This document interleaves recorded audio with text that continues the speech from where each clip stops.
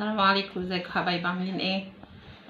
النهارده هنعمل ان شاء الله مع بعض. طبعا قعدت فكرت مش عارفه اعمل اكل ايه، فلقيت عندي سجق فقلت هعمل مكرونه بالسجق، طاجن مكرونه بالسجق. حبيت اوريكم هعمله ازاي. الطاجن طبعا بيبقى اقل من نص مكرونه، وكميه السجق اللي عندك زي ما تكون كبيره صغيره هتعملي برضو ان شاء الله. طبعا قطعنا بصلايه شرايح، وفلفل رومي على فلفل حامي، وطماطمايه، والتوابل ملح وفلفل اسمر وبابريكا وثوم مطحون. بس تعالوا بقى مع بعض نعمل. اهو يا حبايبي حطيت حبه زيت صغيرين في الطاسه، واول ما هيسخنوا هنزل السجق عليه واديله صدمه. وبالنسبه لصلصه المكرونه قطعت بصلايه وبرده حطيت عليها زيت، وحطيت الاتنين على البوتاجاز اهو قدامكم. وهجيب السجق عشان ايه الزيت سخن، بس وانتي بتحطيه وطي النار عشان ايه ما يبقاش خطر عليك.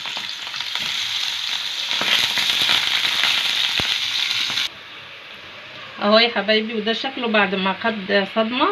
هننزل عليه بالبصل والطماطم والفلفل.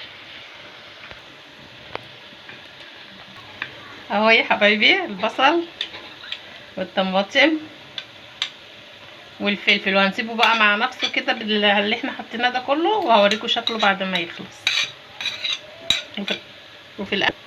وفي الاخر خالص هنحط التوابل اللي انتوا شفتوها معايا دي.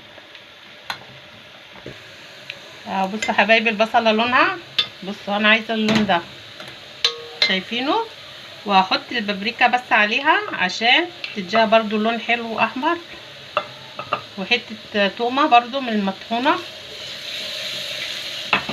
وبقيه التوابل هضيفها على السجق بس مش دلوقتي، برضو لما يخلص. ولو عندك معلقه صلصه حطي، ما عندكيش خلاص هي البابريكا هتعمل كل الواجب. بس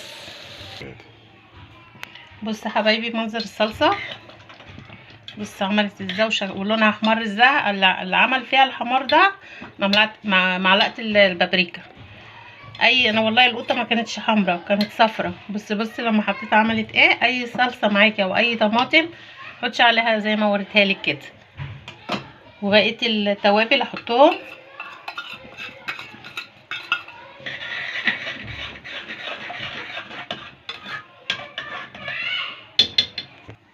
اهو الطاجن والمكرونه، انا هعملها المكرونه نيه مش هسلقها، هوريكم هنعملها ازاي.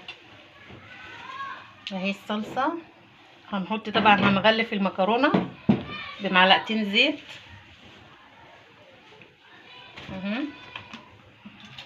واحد اتنين. كل المكرونه هنغلفها بمعلقتين الزيت عشان ما تتهريش معاكي وتطلع مفلفله. بصوا شايفين شكلها عامل ازاي لما غلفتها بالزيت. وبعد كده نحط عليها الصلصه اللي احنا عملناها مع بعض. اهي الصلصه هنحط بقى في الطاجن اهي.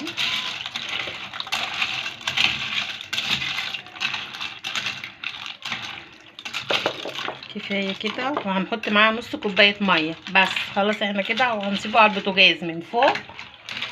المكرونه تبقى يعني تستوي بس مش قوي، وبعد كده ندخلها على الشوايه. طبعا هنحط السجق عليها من فوق الوش، وبعد ما هيخلص هوريكم شكله عامل ازاي. اهو يا حبايبي انا حطيتها على البوتاجاز من فوق، شايفينه؟ وبص المكرونه بقى شكلها ايه، شايفينها لونها وجمالها. وبعد كده هنضيف عليها بقى نغطيها بالسجق وهندخلها الفرن. بص مفلفله وجميله ازاي، شايفينها؟ بس فلفلتها طبعا الصوص اللي فيها ده هيروح مع الشوايه اكيد، وهوريكم برضو شكلها بعد ما تخرج من على الشوايه. اهي الكميه اللي هحطها.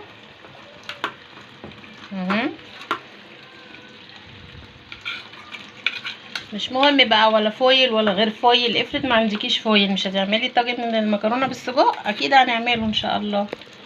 هتغطيه بغطا الحله عادي خالص خالص، وهتبقى احلى مكرونه. اهو بص جماله وشكله، وهو بيبكبك على البوتاجاز عامل ازاي. اهو يا حبايبي شكله بعد ما خلص خالص الطاجن، بص شكله عامل ازاي. بصي حلاوته وشكله وجماله، ولا طعمه بقى وريحته. يا ريت يعني حبايبي لو عجبكم تشتركوا في القناه وتبعتوا لي لايك، والسلام عليكم ورحمه الله وبركاته.